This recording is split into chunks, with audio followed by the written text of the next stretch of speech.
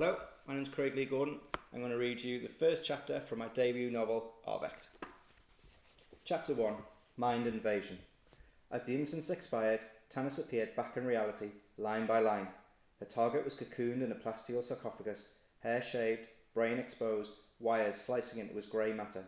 His face was locked in a visage of pure terror, his eyes wide, teeth bared, with a silent scream stretched across his face. She'd failed to intercept the brain hack in time, but he was still alive. Just. Turning towards the hacker, she gained a bit of satisfaction seeing him sit slack-jawed in his chair as she completed her progressive scan back to reality. The forgotten vat burger in his hand slopped a glob of mayonnaise, landing with a wet thwack in his pants, sending a burst of colours rippling down his legs and arse space from the impact. If it wasn't for the face mask, he'd have been able to see the pained expression on her face, disgusted at her own failure in preventing Toland's collective from cracking open the victim's mind until its digital secrets spilled out in a flow of ones and zeros. Maybe if the hacker could have seen her face, he wouldn't have started reaching for the machine pistol lying next to the dripping surgical tools. A panel of data floating in mid-air next to the victim's head chimed softly. Download complete, flared brightly in the darkness of the musty room, the red text matching her rising anger. Brain, meatware, ARvekt, wetware, the one, the same, indistinguishable from one another. So when the hacker's hand twitched towards the gun, all it took was a thought. At that thought, Tanis's ARvekt interfaced with her combat armour and signalled the programmable matter weaponry, waking the Catlins from inertia. The programmable matter flowed from the storage unit built into the back of her armour to the reservoir at Tanis's wrist, the Catlins forming foot-long spikes from each knuckle. For a slob, he was fast, but not fast enough. The hand clenching the burger came up suddenly to block her attack. Tanis darted forward with a left hook, catching the burger in his cheek almost at the same time. The spike skewered the way through to the other side of his head, the nanomuscles of her combat armour assisting as she lifted him up off the chair and slammed his head to the ground. The spikes pinged as they caught the concrete floor, a mix of blood, mayo and brain fluid dripping down their length to the floor. Tanis retracted the spikes, Catlim's breaking back down and flowing into the reservoir, leaving gaping holes in his face and temples. The strange sight of a dead man with a cheeseburger pinned to his face was short-lived as three guards burst into the perverted operating theatre. She dove over the top of the counter in the centre of the room, sending the surgical tools scattering all over. Their guns burst to life, bullets clanging against the metal of the counter and ricocheting off the plasteel sarcophagus. With her back pressed against the cool metal, Tanis watched as the Catlins instantly formed two pistols in her hands. "Ix, generate me a couple of ghosts," said Tanis. "Affirmative, Tanis. Visibility?" acknowledged Ix, its voice phasing between female and male, never quite one or the other. "First ghost for the one on the left, ghost two for the others." "Affirmative. Ghosts ready. Go." Tanis jumped from out behind the counter. The first guard tracked her easily, shredding her body with bullets as she tried to jump to safety. She landed on the ground, her body awash with patches of cycling colours as the ghost flashed in and out of existence before disappearing. Tanis jumped right from out behind the counter. The other two guards blasted her to pieces. Her body flew backwards, pulsing in and out of reality once again before the second ghost vanished mid-air. Tanis rose from behind the centre of the counter. She fired in quick succession, precision shots, two to the chest, one to the head. Their bodies slumped to the ground, heads a ruin of meat and bone. She deconstructed the pistols and stepped over the dead hacker to get to the sarcophagus. Her fingers danced over the floating panel as she shut down the last of the hacking protocols, placing him to sleep. A rasping breath escaped from his throat, clouding the inside of the plasteel window. His eyes closed, head falling sideways as his brainwaves descended into an alpha pattern. A tornado of red voxels appeared at her side, swirling for a second before snapping together to form an androgynous, translucent body of neon red lines. "Tanis, the remaining personnel at conversion on your position," Ix informed her. "Thanks, Ix. I'm clearing the base out now. I'm reading 3 organics and 2 combat bots." "Roger that. Dispatch the medical team. We've got a male catatonic. Data extraction successful." "Situation?" "He's stable, but he's going to be a mess when he wakes up." "Affirmative. Medical team ETA's 12 minutes and 34 seconds. She'd fucked up. The victim was going to need serious neuroprofiling to recover, and it was her fault for not closing the hack down in time, but Ix didn't judge. I'll have the site secured in time. Be careful." "I'll be grand," she said as Ix's avatar burst apart and dematerialised.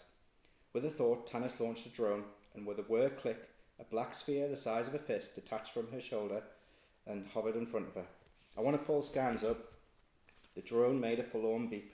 Don't be like that, you'll be fine. Go, said Tanis with a wave of her hand. The drone beeped again and flew out of the room.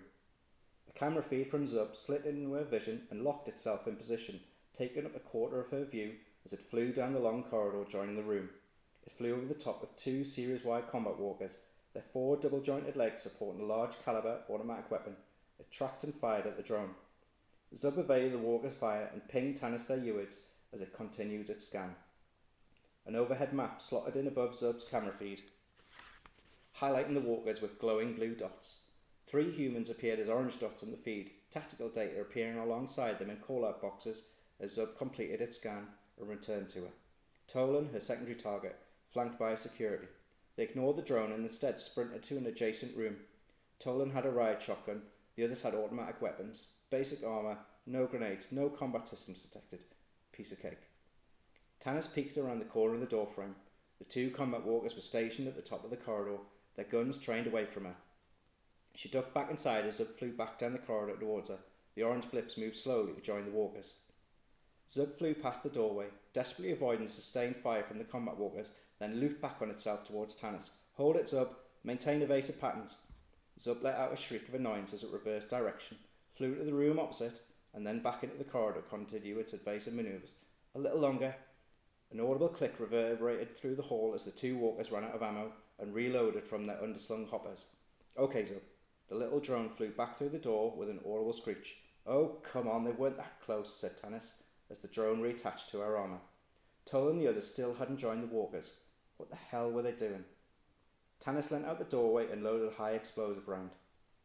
2 bursts from each pistol caused the first walker to explode widely, showering the ground with smoking shards of metal. The other combat walker emitted an electronic shriek as its sensors were overloaded, firing blindly at her position. She ducked back into cover as bullets shredded the wooden doorframe. The combat walker advanced down the corridor, sustaining fire at the door, Toll and the others following behind it. The room was showered with dust and fragments of concrete from the walker's relentless onslaught. With a thought, her 2 pistols broke down and recombined to form a submachine gun. Tanis dove through the doorway. Planting one hand on the floor, she cartwheeled across the corridor, spraying the final walk with bullets. It exploded, shredding the closest hacker with a cascade of shrapnel. Toll and the other guard ducked behind a wheeled riot shield. Ruined fragments from the combat walker pinged off it harmlessly.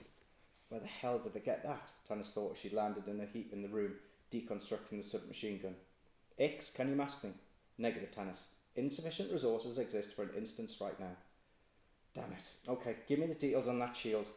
A scaled 3D model of the riot shield appeared in front of her.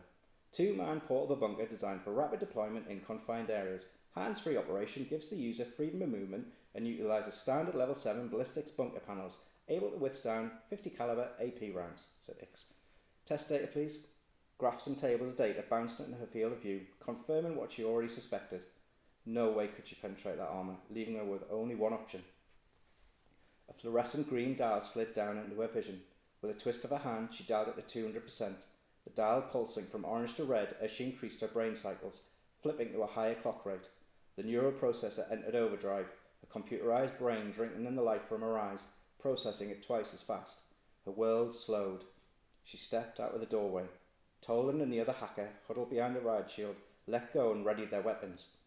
Bullet trajectories from their weapons projected into her vision. Bright red lines bisecting the corridor moved lazily towards her chest. Tanis sprinted to the opposite wall of the corridor, too fast for the hackers to track. She kicked up and off the wall, flipping sideways through the air to land neatly behind them. Their fleshy forms appeared ripe for the taking, exposed on the wrong side of the shield. She snapped a kick into Tolan's back, her augmented muscles like steel cables of raw power. He flew up and forwards, clipping the riot shield, sending him spinning down the corridor. He landed with a screech as his armoured form slid along the ground. The guard swung round. Tanis watched in slow motion as he adjusted his grip on the rifle, readying it to smash her in the face. She dodged and rolled into his attack, then, using his own momentum against him, smashed his head into the wall. A streak of red appeared as his mangled face slid down it. Tolan stood to face her, raising the shotgun. 2 shots, and then he's mine, she thought. Tanis watched as he squeezed the trigger, his knuckle flaring white so slowly she could see the blood pushed away by the taut skin.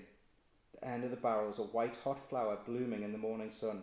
She jumped to the side, the air awash with hundreds of ripples as the shotgun pellets flew past. Tolan leisurely swung the shotgun towards Tanner's. A frustrated frown clouded his face. His knuckles flared white. Tannis tensed, ready to pounce. The end of the barrel bloomed. An agonising pain flared in the base of her skull. The boon of her sped up brain cycles turned into a crippling detriment as she felt every pellet strike her chest, one by one. Emergency systems shut down her neural processor overdrive. She pitched forwards, back in real time.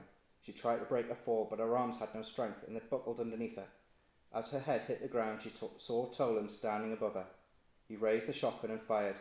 Tannis's head was pulverised, spraying a fine mist of red all over the floor. And if you want to find out whether I really killed my first character in the first chapter, you can buy ARvekt from the link in the description on YouTube. Thanks very much. I hope you enjoyed that.